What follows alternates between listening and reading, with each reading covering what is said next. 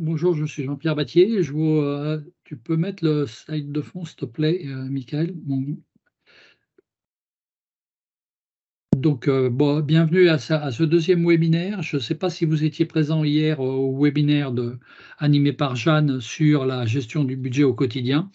Aujourd'hui, on va vous parler plutôt d'épargne, et on va aborder les notions essentielles. Alors, on ne fera pas un tour complet, évidemment, de tout ce qui se passe sur la bourse, mais on voudrait bien vous donner les notions essentielles à avoir en tête sur la notion d'épargne.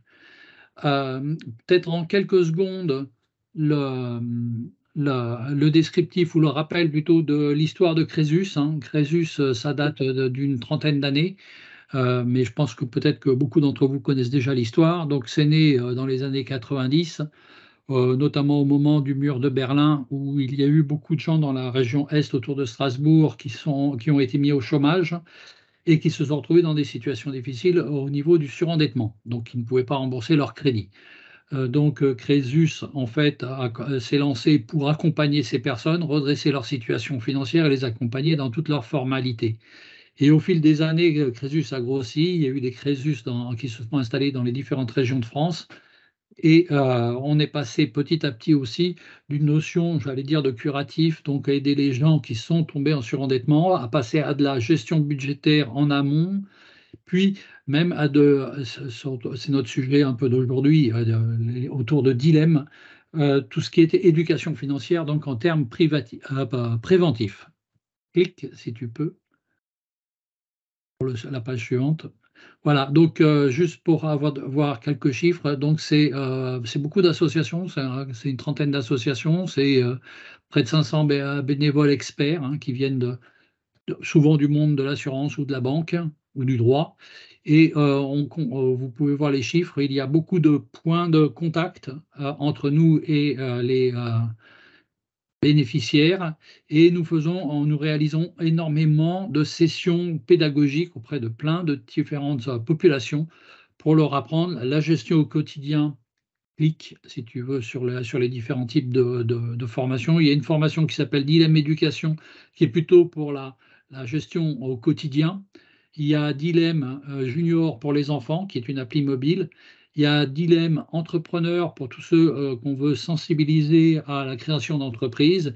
Et il y en a un petit nouveau qui arrivera incessamment sous peu dans les mois qui viennent, là, je pense avant l'été, qui s'appelle Dilemme Avenir, qui va donc permettre de se projeter dans 3 étapes de vie où on va apprendre les financements, l'épargne et la préparation de la retraite et l'achat immobilier. Voilà, donc ce sont les grands moments de vie. Si je vais trop vite, on va passer au sujet de notre rencontre, hein, qui est l'épargne. Donc je vais prendre la main, Michael, sur la projection. Ouf, et j'espère que tout va fonctionner au mieux. Quelqu'un peut me dire si vous voyez mon écran, quand vous voyez mon écran apparaître, hein. Est-ce que c'est bon? Vous voyez le logo Dilemme? Allô? C'est tout bon. C'est bon, OK. Donc, on va parler aujourd'hui d'épargne. Donc là, je redis, le but du jeu n'est pas de vous apprendre tout sur l'épargne, tout ce qui se passe en bourse, tous les supports, etc., mais de vous donner les billes pour pouvoir échanger, comprendre tout ce que peut vous dire un courtier en assurance, un banquier ou un conseiller en gestion de patrimoine. Donc on va rester vraiment sur des notions basiques, mais ce sont les messages clés et les informations de base qu'il faut que vous ayez en tête.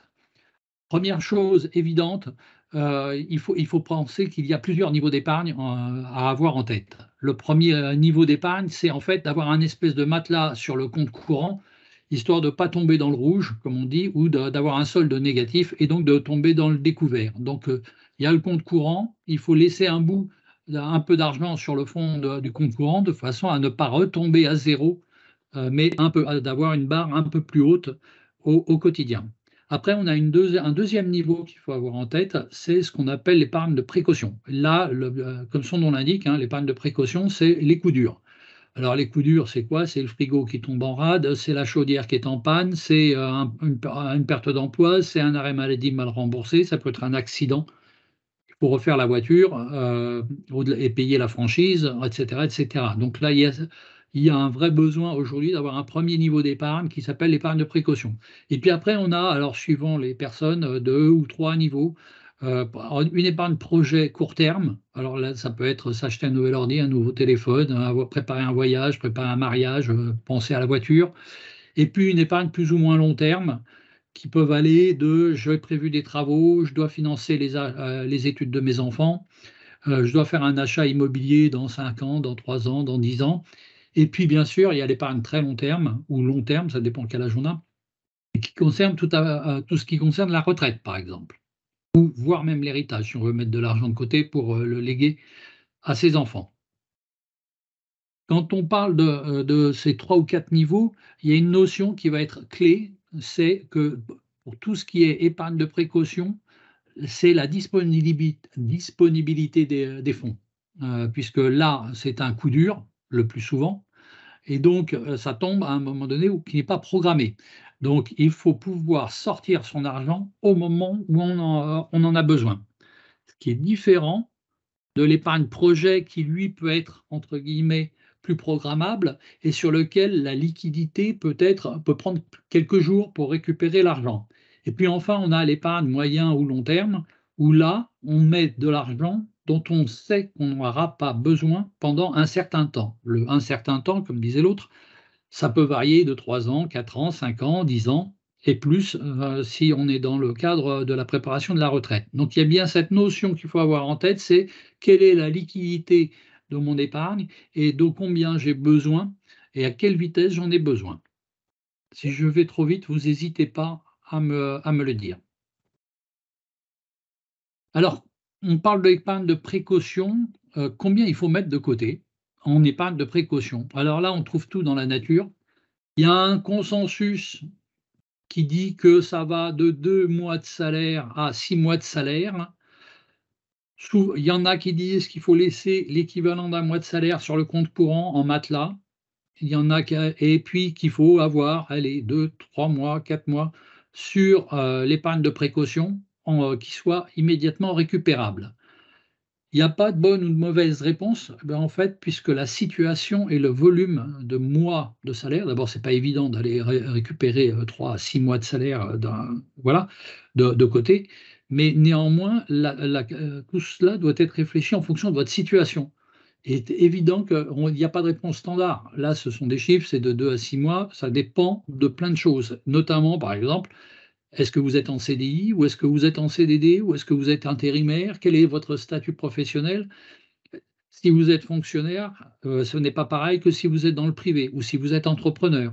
Est-ce que vous êtes salarié ou pas? Est-ce que vous vivez seul? Est-ce qu'il y a un ou 2 revenus dans la famille? Est-ce qu'il y a des enfants? Et quelles sont vos charges fixes? Est-ce que vous êtes propriétaire? Donc en fait, il n'y a pas de bonne ou de mauvaise réponse, il y a, une norme, une idée qu'il faut avoir en tête. Allez, c'est de 2 à 3, 4, 5, 6 mois, ça dépend de votre statut perso, de votre situation professionnelle et puis aussi de votre aversion au risque, hein, comme on dit, c'est-à-dire est-ce que vous êtes prêt ou pas à prendre un peu de risque, beaucoup de risques. Si vous êtes ceinture et bretelles, ben, vous allez opter pour avoir 3 mois au moins 3 mois de salaire d'avance en termes d'épargne de précaution. Alors l'épargne, il y a 2 types, hein. Grosso modo, il y a 2 types, hein. Il y a ce qu'on appelle les livrets réglementés et puis on va parler après, de la bourse. Je vais donc commencer par une question qu'on va vous projeter sur l'écran normalement, si tout se passe bien. C'est: quel est le taux d'intérêt du livret d'épargne populaire? Est-ce que c'est 3%, 6% ou 9%?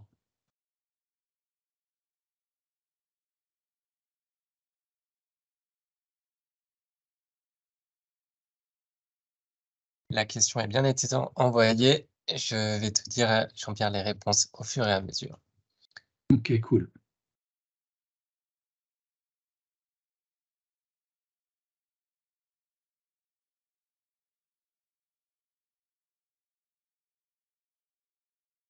Allez, on en est à Pour combien là? l'inst C'est bon? alors, pour l'instant, nous avons une majorité de répondants, pour, 6 et quelques personnes ont voté 3. on est sur 2 tiers sur les 6% et un tiers des répondants sur 3%. Pas mal, pas mal, pas mal. Alors, en effet, en fait, il y a du 6% et c'est la bonne réponse, hein. En fait, même c'est du 6,1 si ma mémoire est bonne. Il y a aussi du 3%, on va y revenir sur d'autres produits.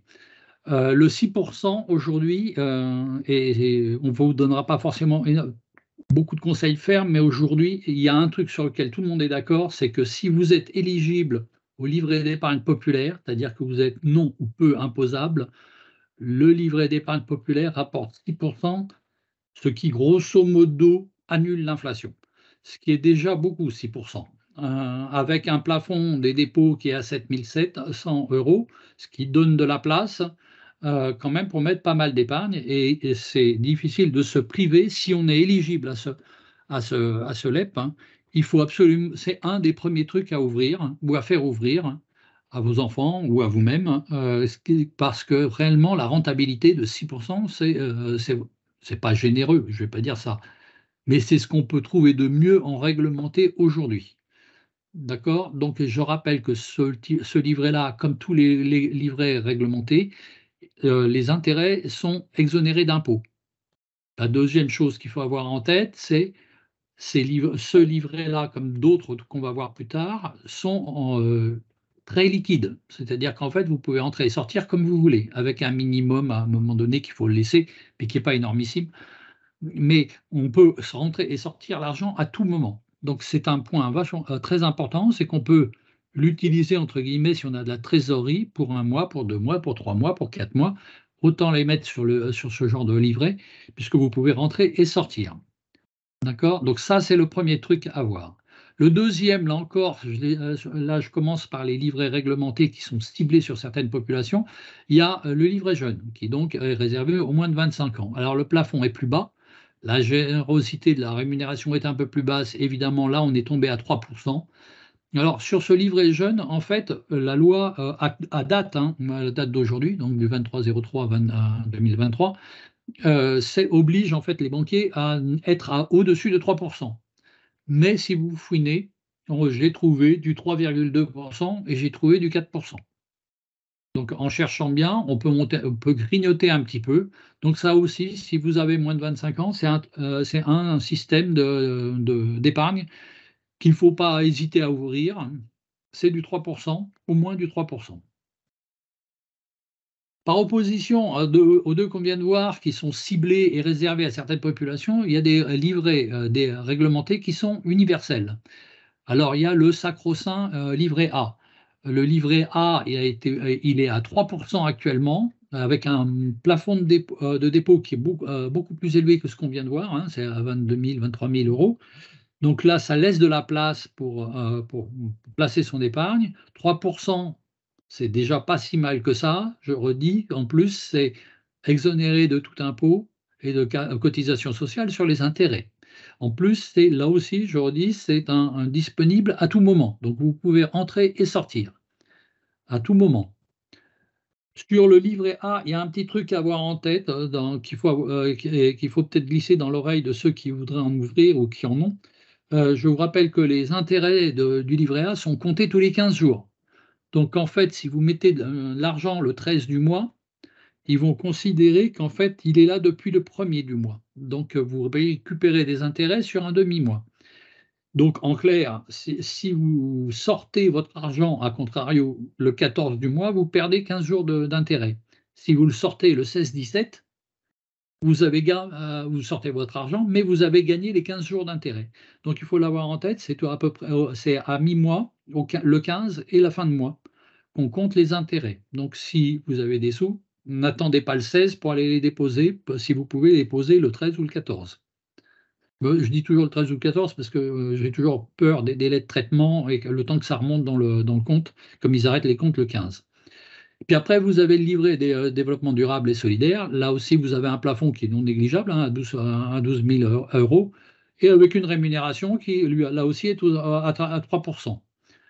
Donc pour l'instant, c'est pas mal 3% par rapport à ce qu'on peut trouver sur d'autres supports, hein. Donc là aussi, en termes d'épargne, de précaution, Si vous voulez avoir votre argent à tout moment, sortable à tout moment, ce livret est intéressant. Et la troisième sorte de livret qui est réglementé, qui existe, ce sont tous c'est le compte épargne logement et le plan épargne logement. Donc là, on est, comme son nom l'indique, hein, il y a le mot logement dedans, c'est plutôt orienté immobilier. Donc vous avez des plafonds qui sont différents. Sur le compte, vous avez un plafond à 15 000, vous avez un taux de rémunération de 2%. L'intérêt du CEL et du PEL, en fait, il y a les intérêts, bien sûr, mais surtout, il y a le fait que vous avez après accès à un prêt immobilier, pardon, à taux intéressant. Alors pendant les périodes que nous venons de passer où les taux immobiliers étaient très très bas, le CEL et le PEL, dont l'intérêt était avant tout le taux de crédit, n'était pas forcément hyper intéressant. Mais si vous vous retrouvez dans des périodes où les taux de l'IMO remontent, ça peut être intéressant d'avoir un PEL et un CEL. La grande différence entre les deux, c'est que le CEL, vous entrez, sortez quand vous voulez. Le PEL, vous vous engagez à verser 400 et des poussières d'euros par an et théoriquement, vous ne pouvez pas sortir avant 4 ans. Si vous sortez d'un PEL avant 4 ans, vous perdez vos avantages, notamment les avantages crédits. Donc CEL, là aussi, ça dépend de votre stratégie, de votre besoin de liquidité de votre épargne. Est-ce qu'on est clair sur tous ces sujets-là? Le dernier point à avoir en tête, c'est que ces livrets réglementés garantissent votre épargne. Donc vous ne perdrez rien. Vous avez vu que vous avez du 2, du 3 ou du 6% de taux d'intérêt, ce qui est déjà ce qui est intéressant, mais le capital est garanti. Donc vous ne perdrez pas d'argent en mettant, vous ne risquez pas de rentrer avec 1000 et de ressortir avec 900. Les dépôts sont garantis. On est bon? Qui dit mot consent. Si je vais trop vite, vous me le dites, hein. Mais je voudrais garder un peu d'espace pour qu'on puisse échanger tous ensemble après. Alors, vous allez me dire 3%, t'es gentil, mais c'est pas super génial. Aujourd'hui, l'inflation, je vous rappelle, elle est à 6%. 6%, ça veut dire que si votre caddie que vous avez acheté la semaine dernière, vous en avez eu pour 100 euros, si l'inflation continue à rester à 6%, et pour l'instant, on reste dans ces eaux-là, dans un an, le même caddie va vous coûter 106. Donc en fait, il vous faudra 6 euros de plus. Si vous mettez ces 100 euros sous votre matelas, comme on dit, dans le temps, ou vous laissez sur le compte en banque, or, visiblement, selon les chiffres de la Banque de France, il y a beaucoup d'argent qui dort sur les comptes courants, qui ne rapportent rien. Alors si vous avez la chance d'avoir un compte rémunéré, tant mieux pour vous, mais la plupart des gens n'ont pas de compte rémunéré. Donc en fait, les dépôts sur votre compte, qui dorment sur votre compte bancaire, au-delà du plancher dont on a parlé tout à l'heure, en fait, ne rapportent rien. Donc si vous le laissez sortir, dans un an, c'est 100 euros, vous en aurez toujours 100. Et il vous manquera 6 euros pour acheter votre caddie. Si vous mettez ces 100 euros à 3% sur un livret A, dans un an, vous aurez 103. Donc en fait, et il vous manquera encore 3 euros, d'accord, mais vous aurez compensé la moitié de l'inflation. Et si vous êtes éligible au LEP, hein, actuellement 6% de taux d'intérêt, ces 100 euros deviendront 106 et grosso modo, vous avez compensé l'inflation. Donc, c'est très important de se dire, est-ce que je laisse de l'argent dormir, entre guillemets? Nos grands-parents ont laissé pendant des années, on en a parlé pendant des années, de l'argent qui dormait sous les matelas et de l'argent qui était en billets, etc. Il faut, à un moment donné, être raisonnable. Placer sur les comptes réglementés, vous ne risquez rien, vous ne pouvez que gagner et vous compenser, au moins en partie, l'inflation. Ce qui est non négligeable, hein, je vous dis, même à 3% sur un livret A, vous avez compensé la moitié de l'inflation. Alors que vous n'auriez rien gagné du tout si vous avez laissé l'argent dormir sur le compte principal, compte courant. Alors en résumé, qu'est-ce qu'il faut retenir sur les livrets réglementés? Un, il y a une garantie des fonds, et ça c'est important, hein, parce que pour ceux qui écoutent les informations, on en entend beaucoup parler avec les histoires de bourse, de krach, etc., etc. là, les livrets réglementés sont garantis. Deuxième chose, c'est que sauf le PEL, hein, donc le plan d'épargne logement, les fonds sont disponibles à tout moment. Alors oui, il faut laisser un petit plancher, mais qui n'est pas énormissime. Je ne sais plus si c'est 30 ou 50 ou 100 euros. Il faut pas, vous ne devez pas laisser énormément d'argent dessus. Donc vous pouvez sortir l'argent quand vous voulez. La générosité, certes, elle est modeste, hein, mais aujourd'hui, elle compense la moitié de l'inflation, sauf le LEP qui compense complètement l'inflation.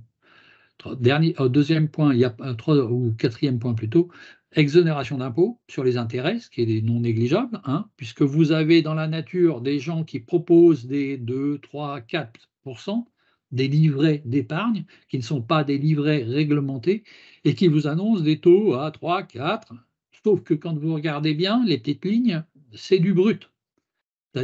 Or, ces livrets sont soumis aux intérêts et enfin, quand je dis aux intérêts, par la taxation aux impôts sur les intérêts. Et quand vous regardez les petites lignes, vous apercevez qu'en fait, c'est en net, eh ben, vous retombez à un 2% ou des choses comme ça. Donc, faites bien attention aux offres que vous pouvez voir passer avec des promesses de taux d'intérêt sur des livrets. C'est souvent en brut qu'ils s'expriment et pas en net. Or, les livrets réglementés sont nets, entre guillemets. Et deuxième chose, sur les livrets dont on voit passer certaines fois des publicités, ça s'est calmé un peu. Il y a eu une mode, maintenant on en parle un peu moins, mais c'est souvent des promos, et on vous annonce du 4 ou du 5% sur 6 mois. Et en fait, au bout de 3, 4, 6 mois, on retombe à des taux d'intérêt, un qu'on ne connaît pas aujourd'hui, et deux qui sont beaucoup plus standards et beaucoup moins mirobolants. D'accord ? Autre point, il n'y a pas de frais de garde. C'est-à-dire qu'en fait, il n'y a pas d'abonnement ou de gestion du compte ou de frais de gestion de compte, etc., etc. C'est idéal pour tout ce qui est épargne de précaution ou épargne court terme. Après, il faut avoir en tête que le PEL et le CEL, ça dépendra aussi de l'inflation, mais ça dépendra aussi des taux d'intérêt, l'intérêt du PEL ou du CEL. Et de toute façon, quel que soit celui que vous choisissez, c'est toujours mieux que de laisser dormir l'argent sous le matelas. Donc, en bref, si j'essaye de caricaturer, je commence même par le 2, on ne laisse pas dormir de l'argent, on le place au moins sur du réglementé. 2, les réglementés sont les premiers supports d'épargne à ouvrir. Souvent, à une époque, on ouvrait carrément le livret A quasiment à la naissance, ça faisait partie des cadeaux des grands-parents qui étaient d'offrir un livret A à la naissance. Puisque oui, je ne l'ai pas dit, ils peuvent l'avoir, le livret A, ça peut être pour les mineurs, hein. On est bon? Pas de questions sur les réglementés dans le chat ou pas? Pas encore de questions, OK. mais si vous avez la moindre question, n'hésitez pas à l'écrire dans le chat. Alors, on va parler de la bourse et on va parler en fait j'ai été très simplificateur sur la bourse et là encore, je voudrais vraiment qu'on essaye d'aborder les points clés qu'il faut avoir en tête quand on veut discuter ou comprendre, soit ce qui se passe dans l'actualité, soit les messages que peuvent vous envoyer un certain nombre de gens qui vous proposent d'investir. Et notamment, sur les jeunes qui peuvent vous voir passer sur les réseaux sociaux des offres ou des promesses un peu mirobolantes, sur, des fortunes qui pourraient se faire en allant en bourse. Alors, je vais commencer par une question, si tu peux la projeter, tu me dis si ça marche. Qu'est-ce qu'une action? En fait, une action, c'est quand vous achetez une action, vous devenez actionnaire, donc propriétaire d'une partie de la société. Ou est-ce que c'est quand tu souscris une action, en fait, tu prêtes de l'argent à une société? Clic-clac, clic-clac. Alors la question a bien été envoyée. En attendant, Jean-Pierre, que tout le monde réponde, Delphine nous pose une question. Le livret A est donc à conserver plein s'il l'est déjà? Alors, le livret A, il y a deux choses. Il y a le livret A, quand il est plein, vous ne pouvez plus verser des sous dessus, mais il peut dépasser le plafond à cause des intérêts. Je ne sais pas si je suis clair dans ma réponse. Je ne sais plus combien c'était le plafond c'est 22 et des poussières, 22 000, 23 000, je crois. Donc, si vous avez 22 000, disons que le plafond c'est 22 000, si vous avez 22 000 dessus, vous ne pouvez plus rajouter de sous. Par contre, les 22 000 continueront à rapporter des sous et donc il grossira au-delà des 22 000 avec les intérêts. Mais vous ne pourrez pas remettre de l'argent dessus. Est-ce que c'est clair?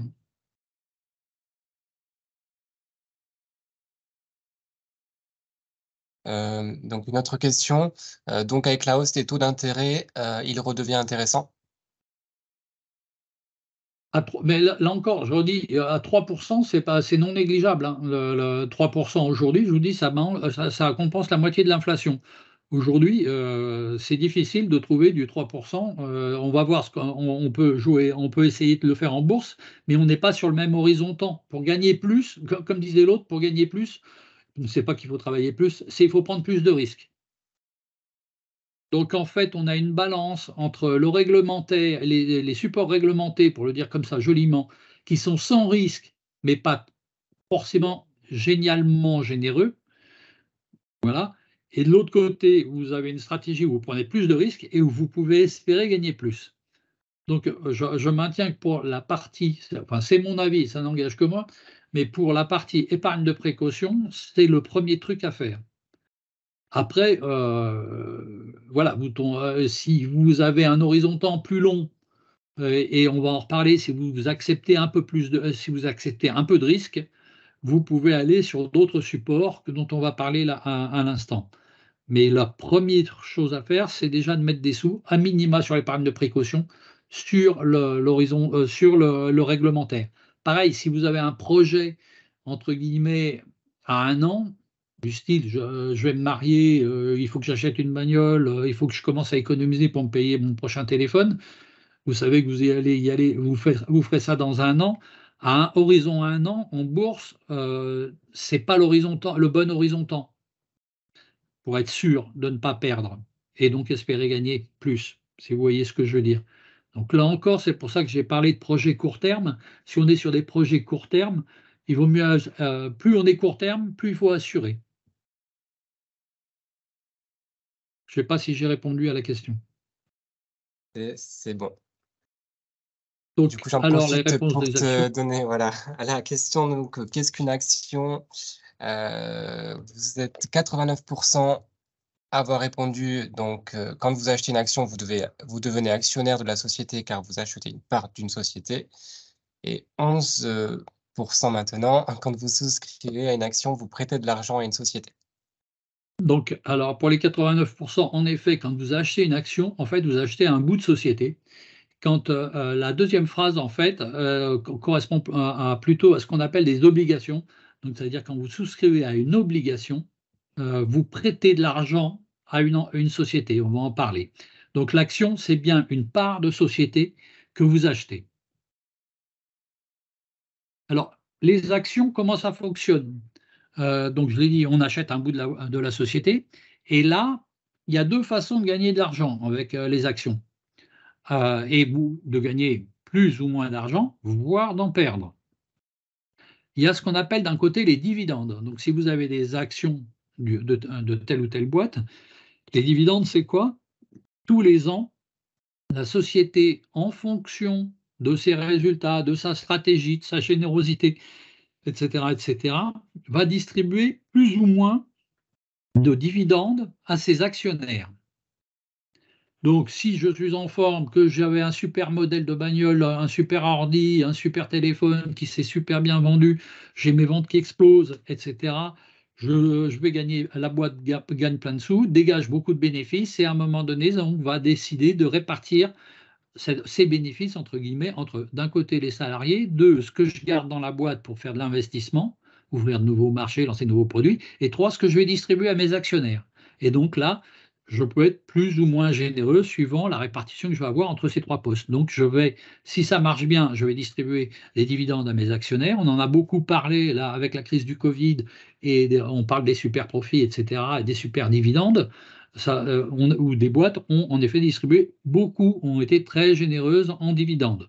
Maintenant, la boîte ne s'engage pas à verser des dividendes, c'est-à-dire que si elle est évidemment déficitaire, elle ne versera pas des dividendes, et si elle est bénéficiaire, elle peut en verser plus ou moins suivant sa stratégie et ses besoins de financement à elle-même.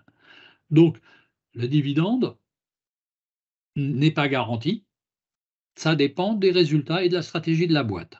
Donc, en fin d'année, si j'ai mes actions, je vais toucher des dividendes plus ou moins élevés, voire nuls.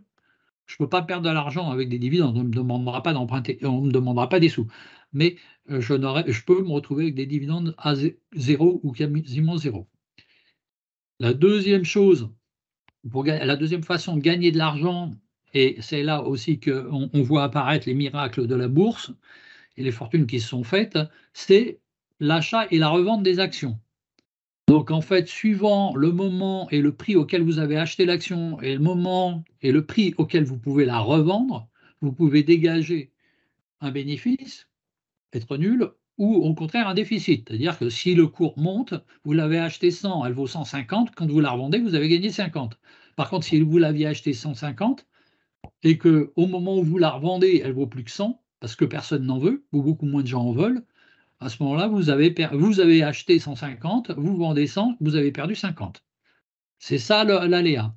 Donc, et c'est pour ça qu'on dit que le capital n'est pas garanti dans la mesure où le cours de bourse peut varier et donc le cours de vos actions, de votre action peut baisser et donc vous pouvez perdre de l'argent sur le capital. J'ai acheté 1000 € de telle boîte.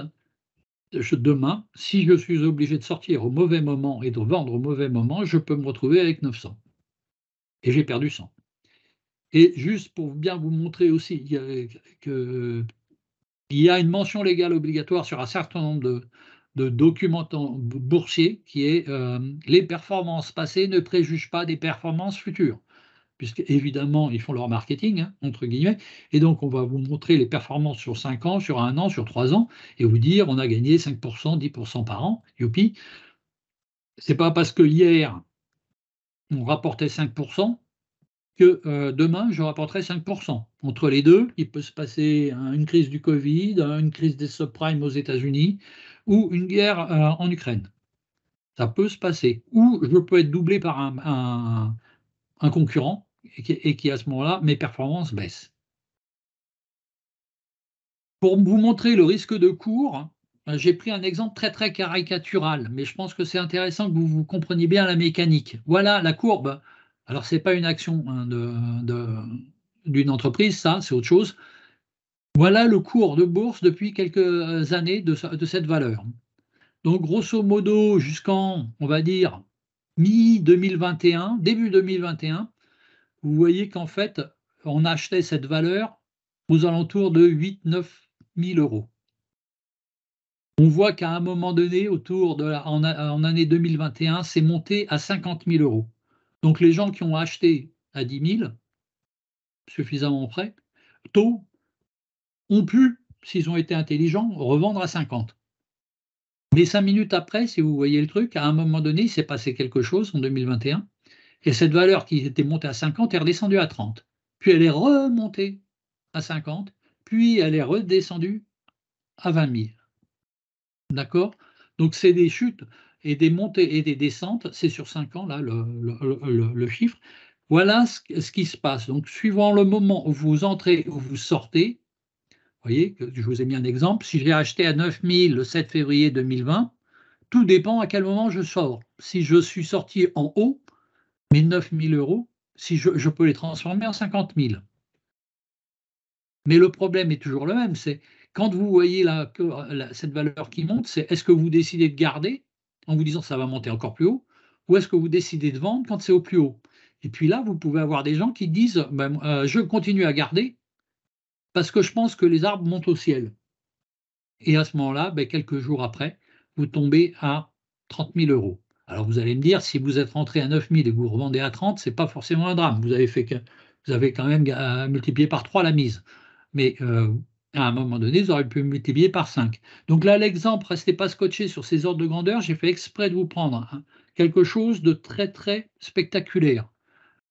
Si vous voulez même regarder en bas à gauche, je vous ai donné des exemples. Le 5 novembre, la valeur valait 21 000. Le 9 novembre, 4 jours après, elle valait plus que 15 000. Donc, c'est des choses qu'il faut avoir en tête. C'est que si vous voulez investir vous-même en bourse, ça demande une connaissance de l'univers, ça demande une connaissance de la bourse, ça demande à suivre la bourse et de très très près. Et très très régulièrement, puisqu'il se passe toujours quelque chose à la bourse. La preuve, le lendemain du moment où j'avais fait le slide précédent, cette valeur a perdu 10%. Donc elle valait grosso modo 23, vous voyez, 22, 21, et d'un seul coup, elle était à 21, elle est tombée à 19 000 en une journée. Elle est remontée à 23 000 depuis. Donc voilà. Mais si vous n'avez pas les nerfs et si vous n'êtes pas toujours au courant et si vous ne surveillez pas, et quand ça peut devenir très très compliqué. Donc on ne met pas son argent, entre guillemets, tout dans le même panier. Et deux, il faut être conscient qu'il y a des montées et des baisses qui peuvent être très brutales. Mais elles peuvent être d'autant plus brutales que là, je vous ai donné deux exemples qui, à chaque case, représentent une journée.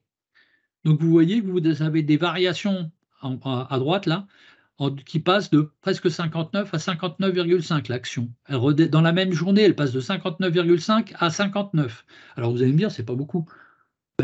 Ça fait quand même 1%, l'air de rien. Donc ça peut secouer. Si vous avez 100 euros, oui, c'est vrai, vous avez perdu un euro. Par contre, si vous aviez mis 1000 euros, vous commencez à en perdre 10. Si vous aviez mis toutes vos économies 10 000 euros, vous commencez à avoir perdu 100 euros. Pareil, sur l'autre, là, vous voyez qu'il y a des creux et des bosses qui passent de 830 dans la même journée à un peu plus de 820. Vous finissez la journée à 820, le lendemain matin, il se passe quelque chose, vous vous retrouvez à 815. Donc, c'est en ça que suivre vouloir aller sur la bourse tout seul, gérer ses titres soi-même, est une stratégie qui demande beaucoup de compétences, beaucoup de connaissances de ce qui se passe dans le monde, de ce qui se passe dans l'économie, de quel est l'univers de la boîte et de connaître la boîte par cœur. Là, je vous ai pris pour vous montrer deux boîtes qui sont dans le même secteur. D'accord? Vous voyez grosso modo que les gros creux et les grosses bosses, on les retrouve dans les deux courbes, sauf que celle qui est en bas à gauche, en bas à droite, pardon, continue à grimper régulièrement. Celle qui est en haut a mis beaucoup plus de temps et ça n'est que depuis février qu'en fait elle commence réellement à grimper. Donc elle a eu du retard à l'allumage, pour le dire joliment, par rapport à celle du bas. Vous voyez donc deux boîtes dans le même univers, c'est pas la même chose. D'accord? En plus, si vous regardez les pourcentages, l'autre, elle oscille entre 12 euros et 17 euros, grosso modo. Okay, ce qui fait plus à peu près 33%, 50% d'écart, alors que l'autre, elle a des écarts entre le cours le plus bas et le cours le plus haut de 60-70%. Donc non seulement elle est plus régulière, mais en pourcentage, ça fait beaucoup plus. Donc deux boîtes du même univers, si je choisis la boîte A ou la boîte B, ce n'est pas la même chose. Donc, je suis allé dans le mauvais sens. Donc la stratégie qui va exister, c'est de se dire, je ne mets pas les œufs dans le même panier, je ne vais pas me contenter d'acheter une seule boîte, je vais panacher et je vais me faire un portefeuille en prenant plusieurs boîtes différentes. Et le but du jeu, c'est de faire des panachages qui soient bons, entre guillemets, et qui se compensent. Si je prends les deux de gauche, par exemple, vous regardez, si vous prenez les deux courbes de gauche, ce sont deux boîtes de deux univers différents, et vous voyez que si vous aviez fait moitié en haut, moitié en bas, vous lissiez, puisque les creux de celle du haut, qui sont sur la deuxième moitié de l'historique, en fait, auraient été compensés par les bosses de celle du bas. Donc, l'un dans l'autre, j'aurais gagné moins, mais j'aurais été beaucoup plus sécure en termes d'investissement. Vous voyez qu'à droite, par contre, elles ne se compensent pas complètement, les deux. D'accord? Donc, voilà le but du jeu. À un moment donné, oui, il y a des évolutions en dents de scie, et deux, on ne peut pas mettre les œufs dans le même panier, il faut panacher et se constituer un portefeuille. Alors après, les questions se posent de quel portefeuille, quelles entreprises. Vous voyez, je vous en ai mis 4 sur un très long historique, et vous voyez qu'il y en a des qui montent. Alors, il y a toujours des crises dans la bourse, donc il y a forcément des moments de stress, entre guillemets, que vous voyez les creux dans la bourse, mais vous voyez que les courbes ne se ressemblent pas. Du tout, du tout, du tout. Okay, mais vous voyez aussi que à chaque fois que ça reprend, ça repart en diagonale haute. D'accord? Oups, là, pardon, excusez-moi. Sur le long terme, vous voyez des tendances à la hausse. Et c'est là qu'on en revient bien à l'histoire. C'est à court terme, la bourse, vous pouvez vous faire des pertes. À long terme, globalement, si le portefeuille est bien géré, évidemment, si vous mettez tout dans un univers qui est en train de se casser la figure, vous allez perdre. Mais si votre portefeuille est bien réparti, sur le long terme, vous gagnez et vous gagnez plus que les autres. Mais vous voyez que vous acceptez une part de risque parce que tout dépend du moment où vous allez sortir. Si vous êtes maître de l'agenda, maître des horloges, comme disaient certains, ça va, vous pouvez attendre l'arrêt du creux et puis remonter. Par contre, si à un moment donné, et c'est là qu'on en revient avec mon histoire d'épargne de précaution, si dans celle qui est en haut à droite, vous aviez eu besoin de cet argent en 2008, pour rappeler quelque chose, c'est la crise des subprimes, hein, le krach bancaire là, des subprimes en 2008. Si vous aviez eu besoin de votre argent à ce moment-là, vous étiez mal. D'accord? Par contre, si vous saviez que vous pouviez attendre, vous voyez qu'en grosso modo, 10 ans plus tard, eh bien, on est remonté à peu près au même niveau. Ça, c'est pour vous montrer le CAC 40, donc, qui est grosso modo l'agrégat qui résume la bourse. Et vous voyez qu'il y a une tendance à monter, à part certaines crises. Le 2008-2009, c'est le subprime. Le premier creux, j'arrive plus à me rappeler ce que c'était. Ah ben oui, ça a bougé. Il y a eu le 11 septembre, avec un krach boursier et une bulle. C'était le premier, la bulle Internet, l'explosion de la bulle Internet, où des boîtes avaient été valorisées un peu exagérément, entre guillemets, et d'un seul coup, les gens se sont réveillés. Donc ça, le premier creux, c'est la bulle Internet qui a cumulé avec un krach boursier derrière, et qui est derrière, à peu près au même moment, et sont arrivés les attentats du 11 septembre. Et le deuxième creux, c'est autour de 2008-2009, là, c'est la crise de subprime aux États-Unis. Si vous êtes maintenant, on a parlé, là, c'est des actions. Donc, à résumer sur les actions, vous n'êtes pas garanti sur votre capital. C'est un truc de long terme et il ne faut pas nager. Pareil un peu et vous n'avez pas d'obligation de dividende de la part de l'émetteur, de l'entreprise. Côté obligation, en fait, quand vous souscrivez une obligation, vous prêtez de l'argent à une société. Bref, grosso modo, vous lui faites un crédit, quoi. Donc, tout de suite, là, la boîte va vous dire, ben, moi, je t'emprunte 100 à 2%, 3%. Donc, tous les ans, vous allez toucher vos 3%. Donc là, de côté rendement, entre guillemets, vous allez toucher vos 2%. Généralement, les obligations sont moins généreuses que les obligations. Mais les obligations, entre guillemets, c'est ce que je vous dis, c'est la balance entre le risque et la rentabilité. Ça constitue, entre guillemets, un mouvement de fonds. Ça veut dire, par exemple, vous prêtez de l'argent à, je ne sais pas quoi, EDF, SNCF, vous prêtez de l'argent à un pays, si vous souscrivez à des obligations d'État, etc. Donc, ils sont sécures, relativement sécures, mais vous avez une rentabilité moindre. Si vous conservez l'obligation jusqu'à son terme, le capital est en principe garanti, sauf défaillance ou faillite de l'organisme prêteur. Pourquoi j'ai rajouté ce truc-là? C'est que souvent on dit les obligations, vous n'avez pas de risque de capital. C'est vrai et c'est pas vrai. C'est vrai que généralement, évidemment, si vous prêtez, je sais pas, à la France, aux États-Unis, à l'Allemagne, si vous prêtez à une grosse boîte, il n'y a pas d'enjeu grave.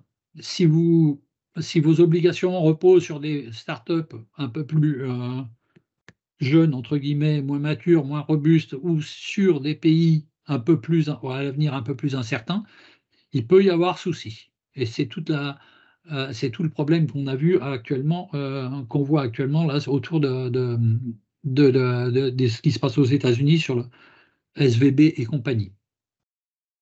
Donc, action un peu plus risqué, sans doute un peu plus rentable sur le long terme. Obligation, c'est plus sécure, théoriquement, sauf défaillance de l'émetteur, et vous touchez, mais rentabilité moindre. Donc, moralité, il ne faut pas nager, il ne faut pas mettre les œufs dans le même panier. Et 3, il faut faire très attention si on veut gérer ses actions tout seul ou ses obligations tout seul, ça demande beaucoup de travail, entre guillemets, en temps passé et en compétences et connaissance du secteur. Parce qu'à un moment donné, je vous dis, un tel peut lancer tel produit qui marche ou qui ne marche pas, etc. Donc, il existe en fait, je vous ai dit qu'il fallait faire un panachage, donc il existe des supports qui font ce travail de panachage à votre goût, qui s'appellent les FCP ou les SICAV. Mais pour aborder cette question-là, il faut que vous ayez en tête votre horizon de temps et votre niveau de risque. En clair, hein, Jean-Pierre, ouais, juste, je voulais te dire que si on voulait respecter le timing, il nous il faut que reste encore 10 j'accélère. minutes. Ouais, Voilà. merci, tu as raison. Merci. Donc, quel est votre niveau de risque acceptable? Est-ce que vous êtes prudent, c'est-à-dire que vous voulez de la sécurité, quitte à pas avoir de performance ou avoir une performance moindre, équilibrée, ou est-ce que vous êtes, comme on dit joliment, dynamique, vous êtes prêt à prendre plus de risques, mais vous aurez des performances potentiellement plus élevées? Autre question, c'est est-ce que vous êtes sur le long terme, très long terme ou court terme?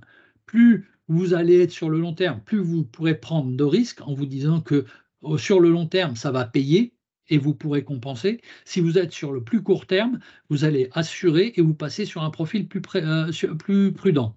Si vous êtes jeune, donc vous allez pouvoir prendre plus de risques. Si vous êtes plus vieux et plus proche de la retraite, on ne joue pas à 5 ans de la retraite, on la joue aux ceintures et bretelles. Et puis après, comme on l'a dit, votre situation personnelle.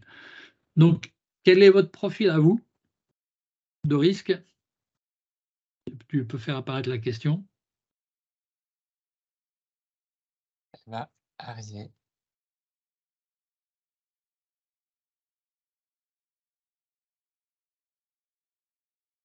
Est-ce que vous êtes prudent? C'est-à-dire que vous privilégiez la sécurité du capital, quitte à avoir une moindre performance, une performance modérée, ou est-ce que vous êtes au contraire dynamique? Là, vous êtes prêt à prendre des risques avec peut-être potentiellement un risque sur le capital. Ou est-ce que vous êtes quelque part entre les deux?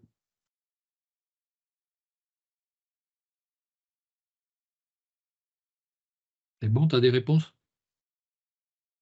J'ai bien envoyé la question. Vous pouvez répondre Hmm. dans le chat, vous avez une fenêtre qui a dû s'ouvrir.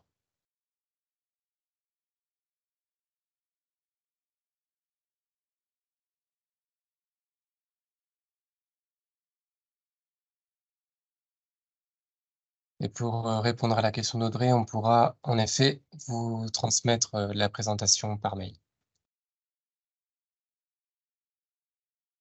Allez, on est quoi alors dans le groupe? Prudent, équilibré, dynamique? Alors, on est plutôt équilibré à 63%, Ah oui. prudent 27% et dynamique 9%. Ah ben voilà, ça c'est bien, j'aime beaucoup cette répartition-là. Donc là encore, comme on l'a dit, il y a une appétence personnelle ou pas au risque, et il y a la possibilité ou les circonstances de vie hein, qui font que vous allez choisir d'être prudent ou dynamique. Donc, on va vous aider à sélectionner les produits, et vous pouvez vous faire accompagner par plein de gens, hein, des gestionnaires de patrimoine, des assureurs, des banquiers, etc. Chaque produit dont on vient de parler, là, les SICAV, les obligations, etc., euh, ont un indice de risque qui va de 1 à 7. Donc les obligations, si vous prenez des obligations entre guillemets standards, vous êtes plutôt vers les 2 et 3 à la limite, hein. Si vous êtes un peu sur des obligations un peu plus risquées, mais potentiellement un peu plus généreuses. Si vous allez sur des SICAV, nouvelles techno, etc., vous allez vous retrouver vers du 5-6. Si vous allez vers des pays émergents, vous pouvez vous retrouver vers du 5-6. Si vous êtes sur des valeurs plus standards ou des pays plus matures, entre guillemets, vous avez des risques qui baissent.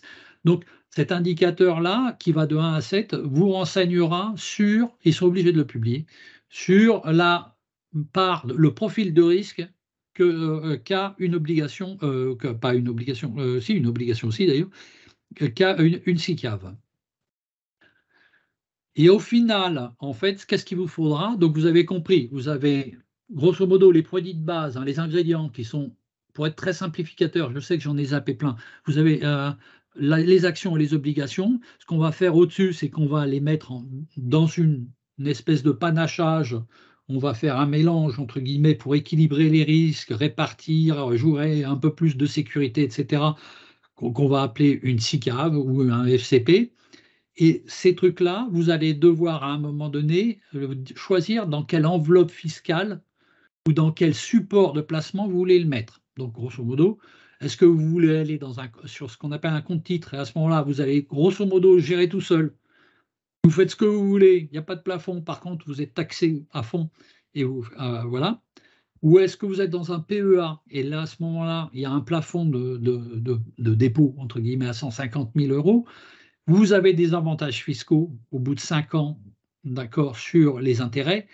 Par contre, en échange, vous devez rester sur des titres d'entreprise européennes. C'est ce qu'on appelle un plan d'épargne en action. D'accord. Et vous avez le troisième support. Alors, il en existe sûrement plein d'autres, hein, que tout le monde connaît. C'est l'assurance vie. Et à ce moment-là, vous avez une fiscalité qui est avec un abattement sur la fiscalité au bout de 8 ans. Donc, c'est un autre horizon temps. Mais voilà les 3 supports que vous allez pouvoir choisir, qui sont les enveloppes, entre guillemets, dans lesquelles vous allez mettre vos SICA, vos FCP, qui sont composés avec un élément de rentabilité et de risque qui vous vont bien, en s'appuyant sur des obligations et des actions d'entreprise ou d'État. Je suis clair sur les 3 niveaux qui existent. Donc, à la fin, vous finissez par acheter un compte, avoir un compte, ouvrir un compte titre, ouvrir un PEA, une assurance, et après, quels ingrédients je mets dedans. Il y a des propositions qui sont faites par les émetteurs de ces supports. C'est ce qu'on appelle la gestion pilotée, notamment sur des choses comme l'assurance vie ou le plan d'épargne entreprise, hein, puisqu'il existe aussi des plans d'épargne entreprise qui vous permettent de déposer, par exemple, votre intéressement et votre participation. Donc, ça peut être intéressant. Et là-dedans, ça se termine sur des SICAV ou des FCP. La gestion pilotée, c'est quoi? C'est tout ce que je voulais vous dire, qui était, je prends des SICAV plus ou moins risqués et en fonction de mon horizon de temps, je vais mélanger des trucs qui ont un niveau de risque 2 pour assurer le fonds de commerce, entre guillemets, et d'autres qui sont à 5. Et je vous ai dit, au fil de vos années et de votre horizon de temps, vous allez bouger la répartition en disant, ben, plus je m'approche de l'objectif, plus je vais sécuriser mon capital, moins je demanderai de sous, mais plus je veux être sûr. Donc là, les boîtes vous proposent généralement ce qu'on appelle une gestion pilotée, c'est-à-dire qu'en fait, c'est eux qui vont faire, en fonction de votre profil de risque, qui vont répartir dans les différentes SICAV pour avoir un équilibre et vous rassurer sur la rentabilité et sur votre capital. En conclusion, rapidement, donc 1, est-ce que vous avez déjà une épargne de précaution? 2, n'oublions pas la dimension propriétaire, parce que quand on parle d'épargne, l'air de rien, un des premiers endroits où on trouve de l'épargne, c'est le logement. Parce qu'être propriétaire de sa maison, de son studio, de son appart, à un moment donné, ben, vous êtes propriétaire d'un truc qui vaut 150, 200, 250 000 €, l'air de rien. Donc vous avez une épargne. Alors oui, pour la récupérer, il faut vendre, je suis d'accord. Et néanmoins, ça fait partie de la stratégie d'épargne. Donc mettre tout en bourse ou avoir, je vais dire n'importe quoi, 200 000 € en bourse et pas être propriétaire, il faut que ce soit un choix. Bon, après, quelle est votre liquidité dont vous avez besoin pour votre épargne? Quel est votre horizon temps? Est-ce que c'est de l'épargne pour dans 1 an, dans 3 ans, dans 5 ans, dans 10 ans? Quel est mon niveau de risque préféré? Quel type de support je veux? Puisque, en fait, quand vous avez des SICAV qui sont dédiés, par exemple, à l'économie responsable, à des entreprises socialement responsables. Donc, est-ce que je veux limiter, et je le dis à ce moment-là à mon gestionnaire, je lui dis, je ne veux pas aller dans le pétrole, par exemple, je ne veux pas aller dans ceci, je veux privilégier cela. Donc, vous pouvez aussi avoir des typologies de support que vous souhaitez ou pas privilégier. Et dernière question, c'est est-ce qu'en fait, vous les gérez vous-même, c'est-à-dire que vous dites, je vais tous les ans, ou tous les mois, ou toutes les semaines, j'en sais rien, choisir mon dosage entre les différentes SICAV, ou est-ce que je dis au monsieur ou à la dame, gérez pour moi mon truc, je veux un niveau de risque qui est tant et mon horizon temps, c'est ça. Et ils vont gérer l'équilibre entre tous les supports. Voilà la présentation. J'espère ne pas avoir été trop long, trop volubile. Alors, nous avons une question. Donc, la gestion pilotée, est-ce vraiment intéressant en termes de rentabilité? Là encore, la gestion pilotée, c'est il va faire ce que vous lui dites de faire. Donc en fait, si vous voulez rester sur une typologie très sécure, il va rester sur des choses avec peu de rentabilité, mais qui vont garantir le capital. Donc, ou non, c'est là encore, je reviens à la connaissance. Il y a deux choses. Il y a votre horizon temps et vous avez envie d'être sécure ou pas. Et deuxièmement, votre horizon temps, vous pourrez plus prendre de risques si vous avez du temps devant vous. Vous voyez l'idée? Et eux, ils ont une connaissance de tous ces marchés. C'est pour ça que je vous ai montré les différences entre les différentes actions, entre guillemets, mais vous avez les mêmes évolutions en regardant les différentes SICAV. Eux ont la compétence et eux passent leur temps à regarder ce qui se passe sur le marché. Donc, théoriquement, moi, je ne rentrerai pas en compétition avec mon banquier pour lui dire c'est ça que tu devrais faire. Quand je dis mon banquier, ça peut être mon gestionnaire de patrimoine ou autre, hein. Il y a des boîtes qui font ça très bien. Ils ont une connaissance du marché, des informations que je n'ai pas. Et je n'arrive pas à assimiler. Là, aujourd'hui, les histoires de bourse qui sont en train de se passer, enfin, je ne sais pas si vous suivez l'actualité, vous avez vu que le cours des bourses, le cours des banques se sont cassés la figure il y a quelques jours. Enfin, c'est né aux États-Unis d'une boîte qui travaille dans la crypto, quoi. Donc, si moi, je l'aperçois, tout le monde m'a dit à un moment donné, oh ben, ça va se calmer, ça y est, c'est fait. Puis ça a foutu le feu dans une petite banque régionale des États-Unis. Tout le monde s'est dit, bon, ben, ça y est, ça s'est calmé. Et puis petit à petit, ça a commencé à devenir pour eux. Ça se termine en Suisse, hein. Et tout le monde se pose des questions, du coup, sur les banques européennes. Donc, moi, je pense que je regarde un peu les actus dans le domaine et je vous dis, il y a un moment où je suis largué. Je ne suis pas capable de suivre et de faire aussi bien que ce que fera un pro. Voilà. Alors Maintenant, peut-être, vous pouvez aussi vous amuser à gérer, je ne sais pas si vous avez 500 € dans un coin qui vous vraiment, vous avez envie de jouer. Mais voilà, moi je suis plutôt pour la piloter si vous êtes tranquille et que vous ne voulez pas vous prendre la tête. Voilà. Sinon, sur mon PE, mon plan d'épargne entreprise, moi, ben, une fois par an, je regarde les performances des différents supports et je jongle entre les différents supports en disant ben, moi, je suis plus près de la retraite maintenant, donc j'ai arrêté de regarder les SICAV actions qu'ils me proposaient et je les balance petit à petit sur des obligations, histoire de ne pas me retrouver à 6 mois de la retraite avec un crack sur les actions. alors petite précision sur la question. Mon banquier est un commercial, pas un conseil, d'où mes doutes. Et du coup, on se questionne aussi sur le coût de la gestion pilotée. De toute façon, il y aura toujours des frais de garde et des frais sur ces trucs-là. Donc, il y a des frais, oui, je suis d'accord. Mais c'est là aussi que vous pouvez avoir la discussion parce que il y a votre banquier, mais il y a des boîtes qui sont spécialisées, je ne vous donnerai pas de nom pour ne pas faire de pub. Il y a des boîtes qui sont spécialisées dans la gestion de patrimoine. Donc, vous pouvez aussi aller voir un courtier ou un assureur. Votre assureur doit vous proposer la même chose. Donc, ça vaut la peine de discuter avec lui. Mais c'est aussi pour ça que je vous ai j'ai essayé de vous donner des billes pour que vous puissiez discuter avec ces gens-là quand ils vous proposent des choses. Je ne sais pas si j'ai beaucoup aidé sur ma réponse là. Je ne suis pas sûr. À un moment donné, je redis, ouais, le service a un prix malheureusement.